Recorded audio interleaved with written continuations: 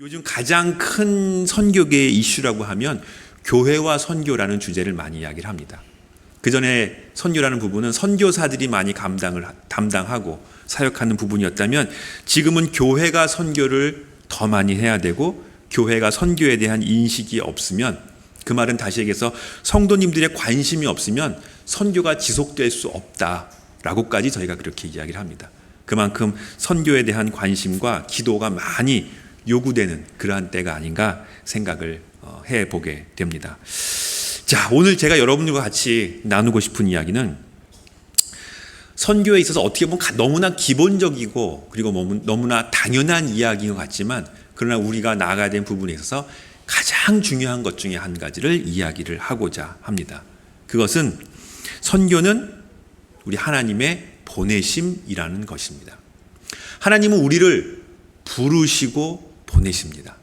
사실 그 이야기는 성경 전체에 나와 있는 성경의 가르침이라고 우리는 그렇게 이야기를 할 수가 있습니다. 죄 많은 인간을 위해서 우리 주님께서는 이 세상 가운데로 보냄을 받았습니다. 그리고 구원할 자를 구원하시고 생명을 주시고 영생을 주시고 그리고 하나님과의 관계를 회복해 주셨습니다. 회복했다는 것은 좋아졌다는 개념이 아니라 죽음에서 생명으로, 우리 원수되었던 우리가 주님의 자녀로 그렇게 변화되었다라는 것입니다. 그리고 교회를 세우시고 이 세상을 향하여 교회 보고 세상을 향하여 나가라고 다시 보내시는 그 주님, 그것이 선교의 모습입니다. 그 선교는 사실 성경 전체에 나와 있는 가르침입니다. 그래서 사실 선교라는 부분을 선교가 무엇입니까? 라고 이야기를 한다면 선교에 대해서 우리 같이 한번 공부를 해봅시다. 선교가 무엇인지 알아봅시다. 라는 이야기보다는 성경을 한번 보십시오. 성경에서 무엇이라고 이야기를 하든지 하나님의 말씀이 무엇인지를 우리가 살펴보고 상고해 본다면 자연스럽게 하나님께서 우리에게 원하시는 것이 무엇이고 선교가 무엇인지를 우리는 알 수 있게 된다는 것입니다. 그래서 선교의 가장 큰 기초는 바로 성경입니다. 하나님 말씀 가운데서 우린 출발하는 것이죠. 그래서 여러분들도 하나님의 말씀을 배우고 그리고 여러분 가운데 하나님의 구원의 놀라운 소망 가운데 새 생명을 얻고 나아가는 그러한 성도라면, 그러한 신자라면 우리 모두는 다 선교에 대한 마음과 선교에 대한 부르심이 있는 사람들이고요. 그리고 하나님은 우리들을 바로 세상 가운데로 보내시는 바로 그러한 역할을 하셨다는 것입니다. 우리도 마찬가지 이 세상 가운데 보냄을 받은 선교자의 역할과 사명이 있다라는 것입니다. 그래서 성경 전체에 보면 창조와 타락과 구속의 이야기가 성경 전체를 이룹니다. 그리고 십자가와 교회와 영광에 대한 이야기를 저희들에게 말씀해 주고 있습니다. 창세기로 시작된 하나님의 이 보내시는 내용들은 요한계시록에 가서 절정을 이룹니다.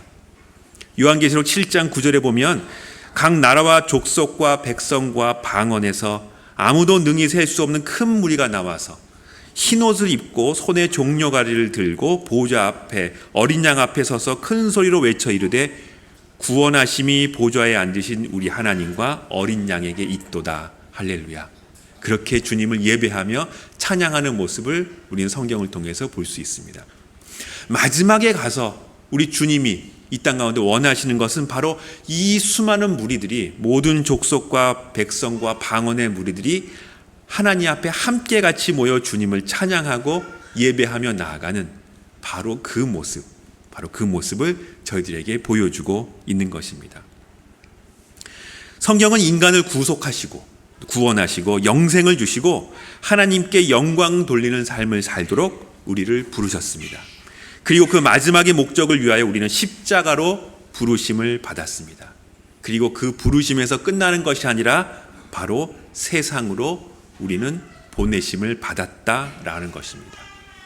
그래서 하나님은 이 보내심의 역할을 감당하기 위해서, 이 보내심의 역할을 우리들에게 주기 위해서 이 땅 가운데 만드시고 세우신 것이 있습니다.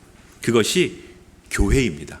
우리가 섬기고 있는 바로 이러한 교회, 세상 가운데 교회를 세우심은 우리로 예수 그리스도의 복음으로 모이고 이제는 그 복음을 가지고 세상으로 보냄을 받도록, 세상으로 우리가 나아가도록 하기 위해서 우리 주님은 교회를 이 땅 가운데 세우셨습니다. 그래서 교회의 본질은 첫 번째는 부르심이고요. 여러분들이 교회로 나와서 하나님의 말씀을 듣고 그리고 주님의 구원받은 백성으로서 살아갈 수 있는 그 부르심 가운데 교회로 부르시는 것이고요. 두 번째는 그렇게 주님의 생명과 주의 말씀을 가지고 있다면 우리는 다시 세상으로 보내져야 한다는 것입니다. 그래서 우리는 교회 가운데에서 은혜를 받고 예수님을 만나고 주님을 만나고 주님의 생명을 가지고 이제는 그 말씀을 가지고 세상 가운데로 나아가서 보내져서 그 가운데 하나님의 말씀을 증거하고 선포하는 그 일을 맡았다라는 것입니다. 그것이 교회의 본질이고 교회의 사명이고 우리 모든 성도들의 사명이 되는 것입니다. 할렐루야. 그 일들을 온전히 감당하시면서 나아가는 그러한 천은교회 여러분 모두가 다 되시기를 주님의 이름으로 축원드립니다. 얼마나 감사한지 모르겠어요. 이 천은교회를 통해서 많은 부분에서 선교사님을 통하여서 귀한 사역을 통하여서 하나님의 일들이 보내시는 일들이 이루어지고 있다라는 것은 너무나 귀한 사역이고 귀한 소식이고 그것을 통해서 하나님의 귀한 일들이 이루어지고 있다라는 것은 너무나 감사하고 또 감사한 일이라고 그렇게 생각을 하게 됩니다.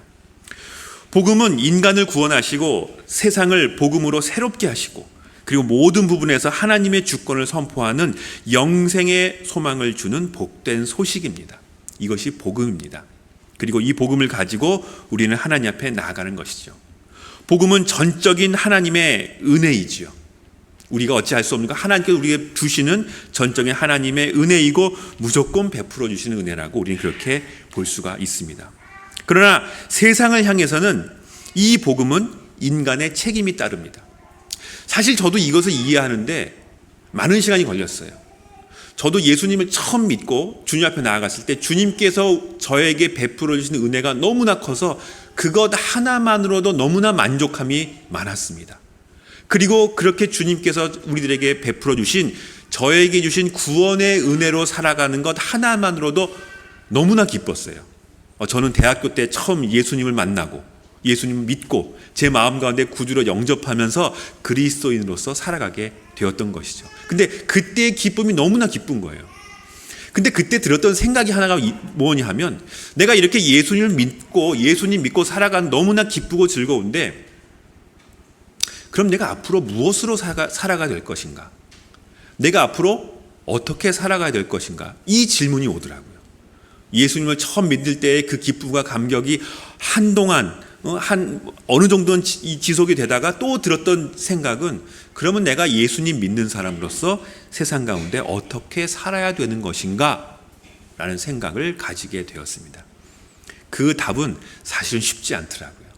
오랜 세월 동안에 오랜 기간 동안에 고민하고 묵상하고 생각하면서 내가 어떻게 하나님 앞에 온전히 서서 살아가야 될 것인가에 대한 생각을 많이 하게 되었습니다. 그런데 성경은 우리들에게 예수님을 믿고 구원을 받는 것으로 끝이다.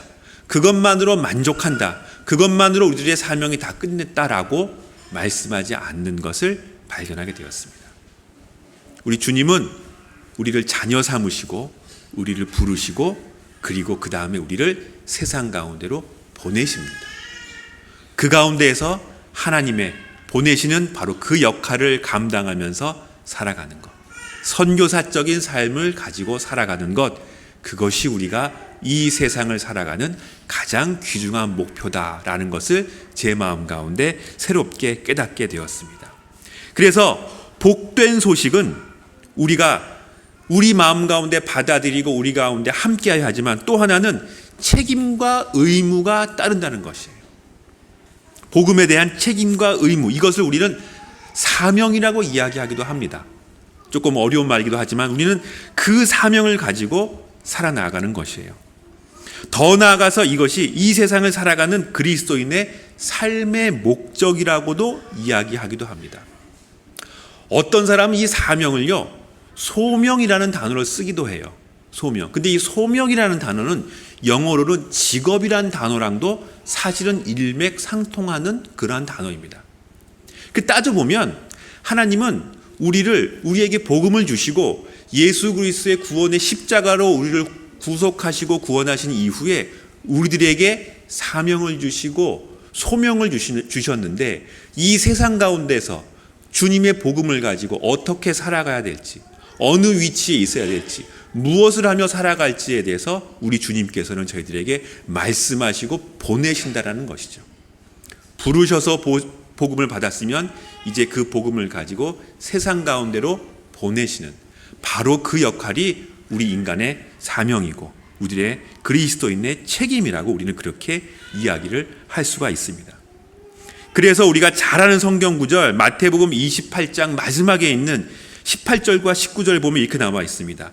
예수께서 나와 말씀하여 이르시되 하늘과 땅의 모든 권세를 내게 주셨으니 그러므로 너희는 가서 모든 민족을 제자로 삼아 아버지와 아들과 성령의 이름으로 세례를 베풀라고 말씀하십니다. 너희는 이제 가서 모든 민족으로 제자를 삼으라. 그리고 그들에게 세례를 베푸라. 그리고 분부한 모든 것을 가르쳐 지키게 하라라고 저희들에게 임무를 주신 것이에요. 사명을 주신 것입니다. 우리는 다 그 사명을 가지고 지금 이 순간에 이 땅 가운데 우리는 살아가고 있는 것이죠. 그리고 그것을 그냥 보내신 것이 아니라 내가 세상 끝날까지 너희와 항상 함께하고 항상 같이 있을 것이라고 말씀해 주셨습니다. 그래서 우리는 이 세상 가운데 주님과 함께 주님이 부르시는 그 부르심 가운데 이 세상을 살아가는 것입니다. 우리는 혼자가 아니고요. 그리고 이 세상 가운데 아무 목적 없이 사는 사람들도 아니고요.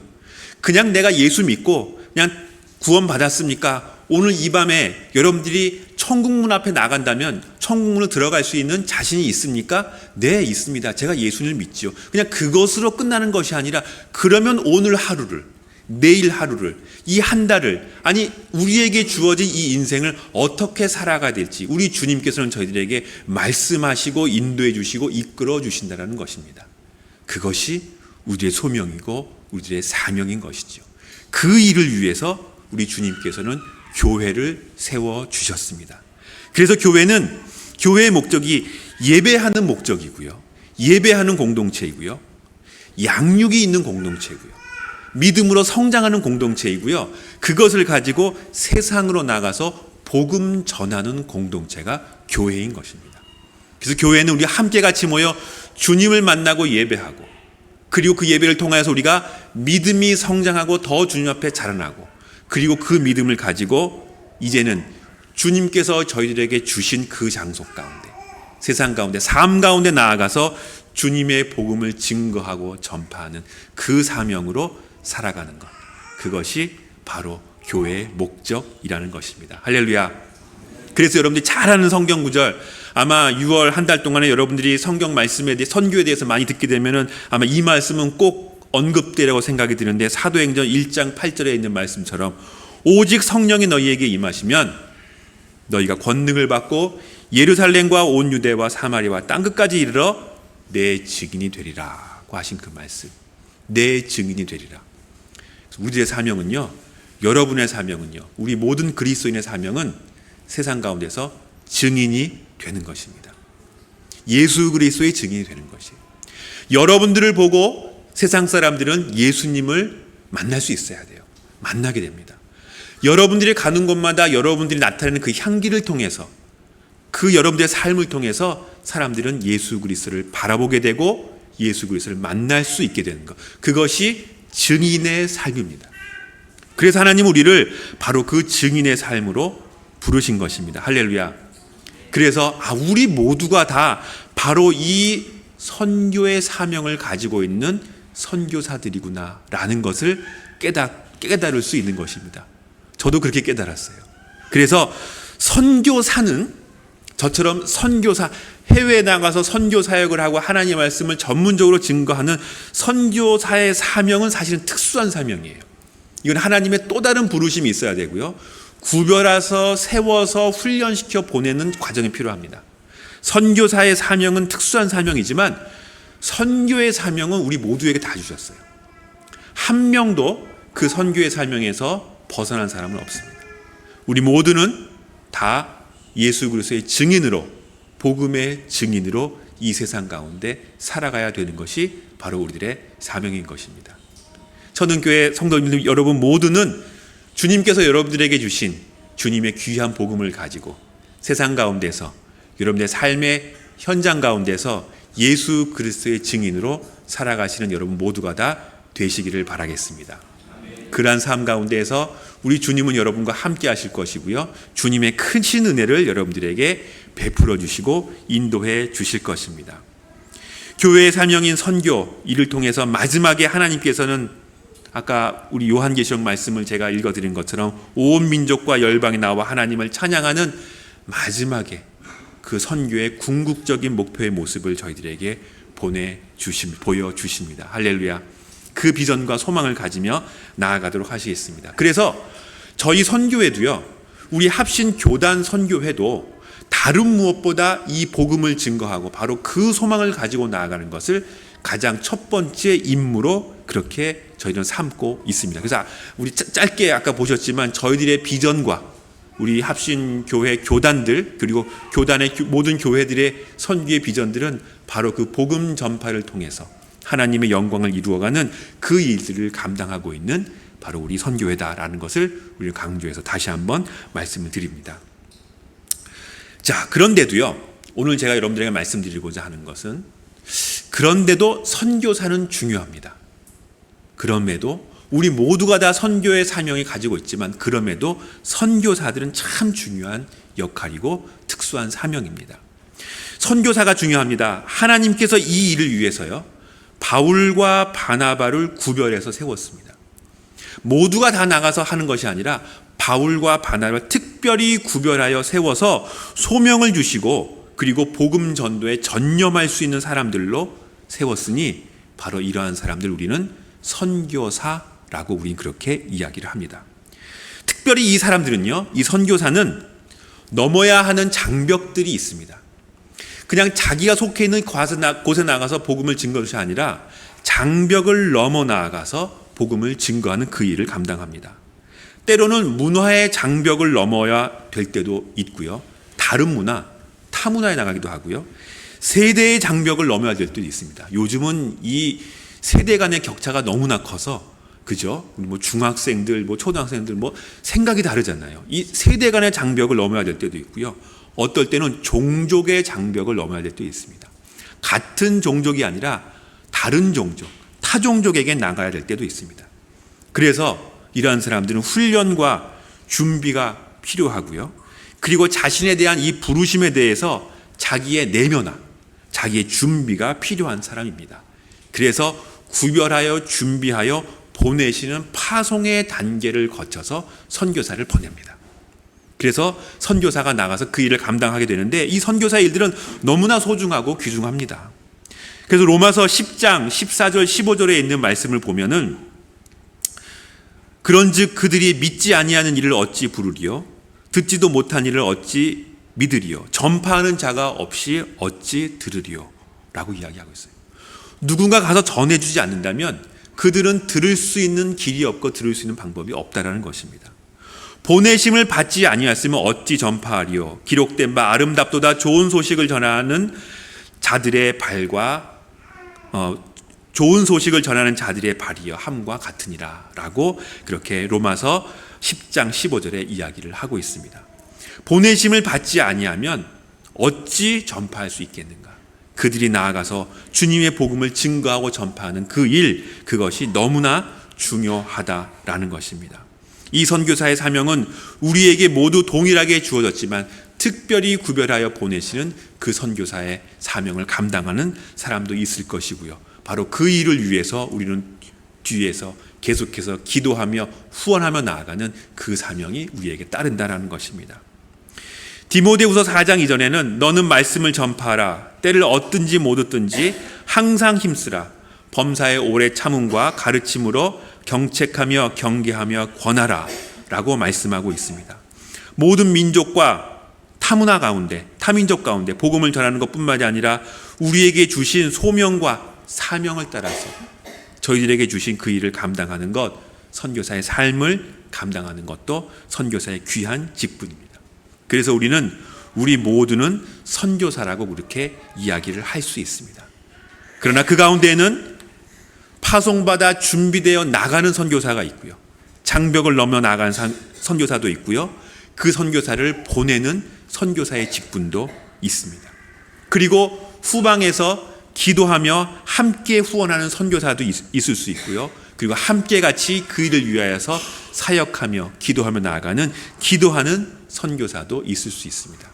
우리 모두가 다 이 선교의 사명에는 동일하게 부르심을 받은 사람들이고 우리 모두는 다 바로 그 부르심에 합당하게 우리는 보내심을 받아야 하는 사람들이다 라는 바로 그분입니다. 자, 그래서 선교사라는 직분은 특수한 사명이면서도요 우리 모두에게 해당되는 중요한 사명이다 라는 말씀을 여러분들에게 먼저 나누어 드립니다. 자, 이제 제가 여러분들에게 드리고자 하는 말씀은 다 마쳤습니다. 그런데 제가 이대로 가기 전에 늘 만나는 교회마다 여러분들에게 제가 드리는 숙제가 있습니다. 죄송해요. 제가 여러분들 숙제를 드려서 그냥 여러분들에게 은혜의 말씀만 전하고 가면 좋겠지만 선교는 우리가 해야 되는 부분이 있어요. 여러분들에게 두 가지 과제를 한번 전해드리고자 합니다. 제가 그 PPT를 간단하게 도표를 좀 준비를 했는데 보시면서 같이 들으시면 될 것 같아요. 전 세계 이 종교를 보면 전 세계 사람들은 사실 대부분의 사람들이 사실은 인간으로 살아간다는 것 자체가 모든 사람이 다 종교를 가지고 있습니다. 사실 무신론자도 어떻게 보면 사실 종교가 있는 거예요. 자기가 내가 하나님을 믿지 않는다는 그 자체도 보면 자신의 신념이기 때문에 대략 우리 전체 인구 중에서 85에서 한 90% 정도는 다 자신들의 종교를 가지고 있습니다. 근데 그 가운데에서 우리가 믿고 있는 기독교, 예수를 믿는 기독교는 대략 한 30%에서 35%를 왔다 갔다 합니다. 저는 2015년 통계지만 사실 종교 통계가 그렇게 쉽사리 변하지 않습니다. 지금도 비슷하고요. 2010년, 15, 20년 통계도 비슷하게 나오는데요. 기독교 인구는 대략 한 33%, 34%, 많이 잡으면 35% 정도에 달하고 있습니다. 이슬람 종교가 20% 내외를 보이고 있는데 그런데 그 다음 그 그림을 보시면 사실 기독교 인구는 그렇게 크게 변화되지는 않고 있어요. 예측치입니다. 2060년도에 예상되는 분포를 본다면 사실 기독교는 거의 늘지는 않고 있습니다. 근데 많이 느는 종교가 뭐냐면은 이슬람이에요. 아까보다 보면은 늘고 있는데 사실은 저 이슬람이 얼마만큼 더 늘어날지는 사실 우리가 예측하기는 쉽지는 않습니다. 그러나 지금 보면 기독교는 거의 정체되어 있고 다른 종교들, 다른 부분들이 계속해서 늘어나고 있다는 것을 우리는 볼 수가 있습니다. 사실 힌두교나 다른 부분들도 계속해서 늘어나고 있는데 기독교가 그렇게 보면 여러분 생각이 어떨지 모르겠어요. 전체에서 한 30%가 된다. 상당히 많이 아마 생각될지도 모르겠습니다. 그런데 사실 이 통계는 조금 보면은 이 트릭이 있습니다. 여기서 말하는 기독교라는 부분은요, 우리처럼 이렇게 예수님을 예배하고 복음을 듣고 기도하는 그런 부분이 아니라 천주교나 정교회든 스스로 기독교라고 하는 사람들 다 포함했을 때 저 정도가 되는 거예요. 우리 같이 성경을 배우고 복음을 전하고 가르치고 예수 그리스도의 복음을 가지고 우리처럼 선교에 대한 이야기를 들으면서 종교 생활하는, 믿음 생활하는 기독교를 가지고 있는 사람들은 사실은 10% 미만입니다. 8%도 높게 잡은 거예요. 8% 미만 정도밖에 되지는 않습니다. 그럼 제가 방금 전에 읽어줬던 성경 구절 여러분들 기억이 나시는지 모르겠습니다.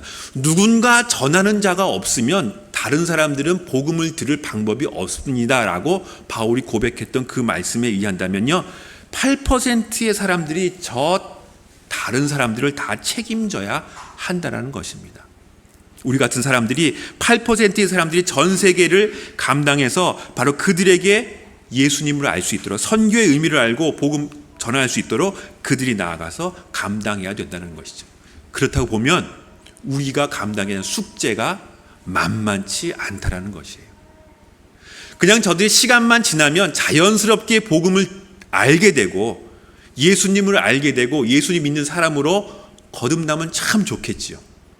근데 하나님은 그렇게 하지 않으십니다. 말씀드렸죠? 우리들에게 사명을 주신 것이에요. 숙제를 주신 것이고요. 여러분들이 이 순간에 오늘 하루를, 아니 내일을, 한 주간을 여러분들이 이 세상을 살면서 그냥 사는 것이 아니라 우리 주님은 우리들에게 주신 숙제와 사명이 있다는 것이죠. 저들을 책임지라는 것입니다. 저들에게 복음을 증거하고 예수님을 알지 못하는 사람들에게 예수 그리스도의 증인의 삶을 살도록 우리를 부르셨다라는 것입니다. 한국 교회가 이 부분에 있어서는 가장 열심히 해요. 제가 이 부분은 분명히 말씀드릴 수 있습니다. 어느 나라 어느 교회보다, 오히려 보면 미국이나 캐나다보다도요, 열정은 한국 교회가 더 큽니다. 그래서 한국 교회의 많은 교회들이 세계 선교에 기도하고 선교사를 보내고 기도하며 나아가고 있습니다. 어떻게 보면 세계 선교에 최적화된 민족이 한국 민족인지도 모르겠어요. 오히려 미국 사람, 미국 여권보다도요, 한국 여권을 가지면 들어갈 수 있는 나라가 더 많습니다. 중동을 비롯해서 많은 나라들이 오히려 한국 사람을 더 원하고 있는 상황이 지금의 현실입니다. 그만큼 우리 숙제가 커요. 우리가 감당해야 될 부분이 크다라는 것입니다. 우리가 앞장서 나아가야 되는 우리의 사명임을 우리는 분명히 알아야 하겠습니다. 서구와 영국, 미국 이런 부분에서 이제는 선교사들이 아시아권 중심으로 선교사들이 파송이 되고 있습니다. 바로 그 가운데 우리 한국이 있고요. 그 가운데 바로 천흥교회가 있다라고 여러분은 생각을 하셔야 합니다. 우리에게 주어주신 세계 선교의 사명을 우리는 더 의미 있게, 깊이 있게 바라보면서 우리들에게 주신 숙제구나라고 생각을 하셔야 된다는 것입니다. 그 다음번 그림 한번 보면요, 마찬가지예요. 저 붉은색으로 나와 있는 저 부분들이 통계적으로 보면 기독교 국가라고 우리가 이야기하는 나라들이에요. 그리고 저 위에 그 고동색으로 나와 있는 부분들이 기독교가 별로 없는 나라들이라고 이야기를 합니다. 그러면 저 정도면은 뭐 기독교가 많네요. 많이 있지 않습니까? 우리가 뭐 숙제 안 해도 되겠네요. 라고 이야기하실지 모르겠지만 저 그렇게 나와 있는 부분들은요, 그냥 자신이 기독교라고 생각하는 사람들이 어느 정도 퍼센트 이상만 되면은 다 그냥 저렇게 붉게 색칠을 하고 있는 부분입니다. 그리고 또 한 가지는 저렇게 기독교인들이 있는 국가나 나라들은 한 곳으로 계속 모이기 시작한다는 것이죠. 계속해서 복음이 들어가지 않는 지역은 계속해서 남아있다는 것이에요. 세월이 지나고 시간이 지내도 계속해서 복음이 들어가지 않는 부분은 그대로 남아있다는 그 부분을 저희들에게 보여주고 있습니다. 다음 슬라이드 보시면요, 저것도 마찬가지입니다. 그리스도인은 한 30% 돼요. 33%. 그리고 그리스도 복음을 한 번도 들어본 적이 없는 사람들은 대략 보면은 역시 30%, 한 29% 정도 A 지역에 있는 그런 사람들이라고 이렇게 한번 그림을 들여본다면, B 지역은 그래도 교회가 있고 복음을 들을 수 있는 그런 여건이 되는 지역을 우리는 보면 한 38% 정도 이야기를 합니다. 그런데 안타깝게도 아까 제가 드렸던 숙제 있죠. 우리 주님께서 우리들에게 주신 복음을 들어보지 못한 사람들에게 복음을 전해야 되는 바로 그 숙제를 해야 됨에도 불구하고 우리들의 관심은 지금도 복음을 들을 수 있는 지역, 그냥 복음이 전파되고 있는 지역에 거기 더 집중을 하고, 아니면 우리 그리스도인들 자체에 더 집중을 하면서 복음을 들어본 적이 없는 저 29% A 지역에 있는 사람들에게 대한 우리의 관심은 너무나 적다라는 것입니다. 그래서 그 다음 슬라이드 보시면요, 저렇게 퍼센트를 나타내 보면 뭐 재정적인 부분이나 선교사적인 부분들도 보더라도 A 지역에 관심을 두고 투자하는 비용은 너무나 적다라는 것이죠. 우리가 숙제를 사실 잘해야 하거든요. 저 A 지역을 보면서 우리는 더 많은 관심을 가져야 되는데 그 부분에 대한 관심이 부족하다라는 것입니다. 그리고 그 다음 부 보면 아직도 전 세계 가운데에는 7천여 개의 미전도 종족이 있습니다. 제가 말씀드리는 복음을 들어보지 못하고 누군가 가서 전하지 않으면 복음을 접할 수 없는 그러한 많은 종족들이 지금도 있고요. 지금도 대략 800개 정도의 종족들은 전혀 복음을 접할 수 있는 기회와 여건이 되지 못합니다. 그래서 여기는 누군가 가야 돼요. 아까 말씀드렸죠? 선교사가 중요하다고 말씀을 드렸죠? 누군가 준비해서 훈련받고 장벽을 넘어서 가야 되는데 그렇게 다가가야 될 종족만 하더라도 800개 종족이 넘는다라는 것이 바로 우리들의 통계에서 볼 수 있는 부분입니다. 그래서 우리는 이것을 숙제라고 이야기합니다. 이거 우리들의 과제이고요. 우리 주님이 우리에게 주신 숙제입니다. 헌신해야 하고요. 우리의 사역이다라고 우리는 기억하고 기도와 관심, 헌신과 집중된 투자를 가지고 감당해야 되는 것이 바로 세계 선교라는 것입니다. 시간이 지나면 당연히 되겠지. 그냥 복음이 자연스럽게 퍼지겠지. 근데 그렇지 않다는 것입니다. 복음을 가지고 가야 된다는 것이죠. 우리도 마찬가지예요. 여러분들이 내가 교회 있고 예배 드리고 저기 하고 그냥 이렇게 지내고 살면은 우리 주변의 사람들이 시간이 지나면 점점 예수를 다 믿게 되겠지. 절대 그러지 않습니다. 여러분들이 가서 입을 열어서 복음을 얘기해 줘야 돼요. 여러분들의 삶을 통해서 내가 믿는 예수 그리스도, 내가 어떻게 주님을 믿게 됐고 내가 주님 앞에 어떻게 천국의 소망을 가지게 되었는지를 여러분들이 간증하고 나타내고 전하지 않으면 세상 사람들은 주님을 알 길이 없다는 거죠. 그게 우리의 사명인 거예요. 우리가 해야 되는 일이고 그것을 위해서 우리는 부르심을 받았고 보내심을 받았다는 것입니다. 두 번째 과제가 있습니다. 소명이 있습니다. 자, 선교는 하나님이 하시는 일입니다. 아멘, 할렐루야. 하나님이 하실 겁니다. 그분의 능력으로 이루어집니다. 그렇지만 하나님은 우리에게 요구하시는 것이 하나 있어요. 우리들의 헌신을 요구하십니다. 인간의 헌신을 바탕으로 선교는 이루어집니다. 우리의 헌신을 하나님께서는 지금도 요구하고 있는 것이죠. 오늘 본문에서도 우리가 아까 제가 읽었던 본문에서도 바울이 고백했듯이 전도에 미련한 것으로 복음 전파 세계 선교를 이룬다고 말씀하고 있어요. 우리가 힘이 없고 약한 부분일지라도 헌신해서 사용될 때 하나님은 우리를 선교로 사용하신다라는 말씀입니다. 그래서 선교의 일은 참으로 오묘합니다. 어떻게 이렇게 중요한 일을 하나님께서 직접 하시지 우리같이 아무것도 아닌 우리 인간을 사용하셔서 우리에게 맡기셨는가 라고 우리는 그렇게 생각할 수가 있습니다. 제가 그 생각을 참 많이 했습니다. 하나님이 하시고 천사들이 하고 저보다 훨씬 훌륭한 사람들이 복음을 전한다면 더 잘 전할 수 있을 텐데 왜 우리에게 맡기셨는가? 왜 나에게 맡기셨는가? 왜 여러분에게 맡기셨는가? 이유는 하나님이 우리를 사랑하시기 때문입니다. 너무나 사랑하셔서 가장 영광스러운 자리로 우리를 인도하시기 위해서 복음 전할 때 우리가 전한 복음으로 그 친구들이 그 사람들이 예수님을 알게 되고 우리를 통해서 주님을 영접하게 된다는 그것은 너무나 놀랍고 너무나 귀중한 일이고 너무나 영광스러운 일입니다. 그 영광스러운 자리 가운데로 여러분들을 초대하고 부르시기 위해서 우리 주님은 여러분들에게 복음 증거의 세계 선교의 사명을 맡기신 것입니다. 할렐루야.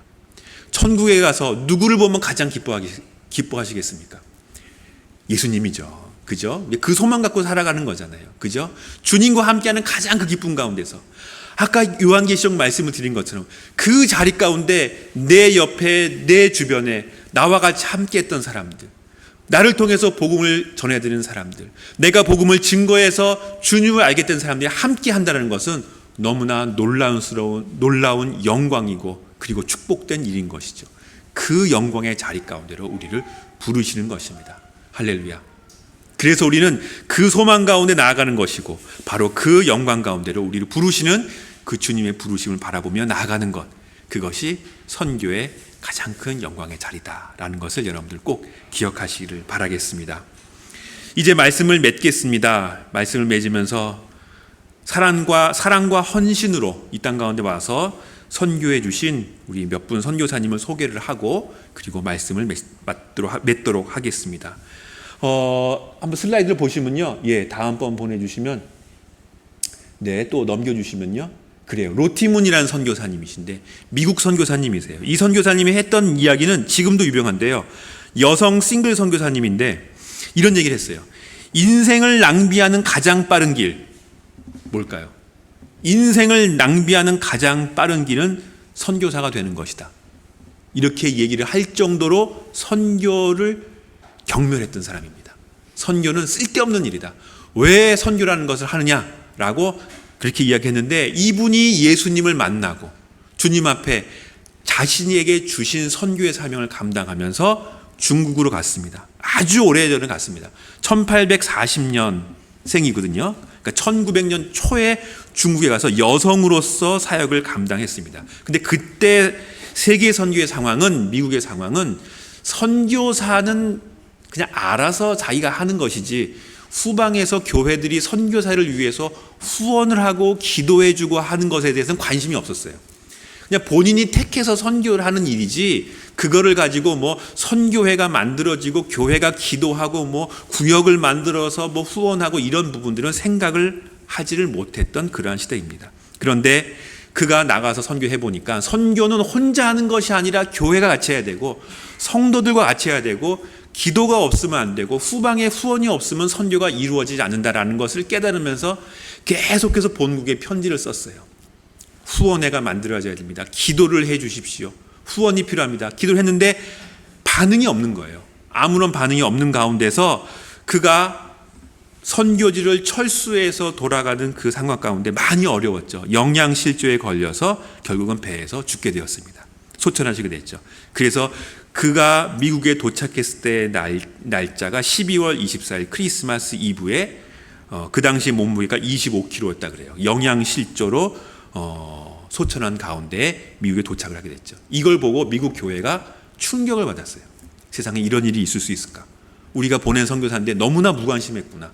그냥 보내고 우린 기도도 안 하고 후원도 안 했구나 라고 그렇게 다시 한번 회개하면서 지금도 이 미국 남침례교회에서는 12월 24일 날 헌금하는, 거둬들이는 헌금은 모두 다 해외 선교를 위해서 투자를 합니다. 12월 24일 선교 헌금을 해서 이 전체를 선교사들 위해서 사용하는데 그 헌금이 얼마나 큰가 하면은 이 남침례교 선교사들은 그래서 다른 선교 후원을 모금하러 다니지 않아도 될 만큼 전 교회가 다 그렇게 후원하는 그러한 이 교회의 선교 그 후원과 제도와 펀드가 생기게 되었다는 것이죠. 제가 말씀드리려 하는 그거예요. 선교사는 혼자 할 수 없다는 것이고요. 성도들의 헌신과 관심과 기도가 있을 때 선교가 이루어진다라는 것입니다. 그 다음 하나 보여주면요. 제가 이거는 지난달에 광주에 그 호남신학교에 갔을 때 찍은 사진입니다. 호남신학교 그 뒤에 가면요. 그 전에 오신 예전에 이 조선에 오신 1910년대에 오신 이 남장로교 선교사님들의 묘소들이 모여 있습니다. 박물관처럼 이렇게 해놓고 있는데 그 당시 전주와 또 광주 호남 지역에 와서 의료 선교사를 펼쳤던 많은 분들의 묘소가 있는 걸 봤습니다. 그 가운데 있는 선교사 한 부분이 엘리자베스 쉐핑이라는 한국 이름은 서서평 선교사라는 분인데요. 이분도 역시 마찬가지 싱글로 오셔서 22년간을 간호사로 섬기며 살았고 이분의 또 이 헌신적인 헌신으로 인해서 한국에 나환자촌이 생기고 이게 나중에 소록도가 만들어져요.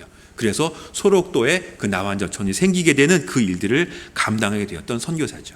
그런데 이 선교사님은 홀로 와서 싱글이면서도 조선 사람들과 똑같이 생활하며 살았던 그런 사람이 있고요. 그가 마지막 죽었을 때 남겼던 유품은 담요 한 장하고 강냉이 그릇 하나 그리고 동전 몇 개만 남기고 모든 것들을 다 조선 사람들을 위해서 그들을 위해서 헌신하며 살았다고 그렇게 얘기합니다.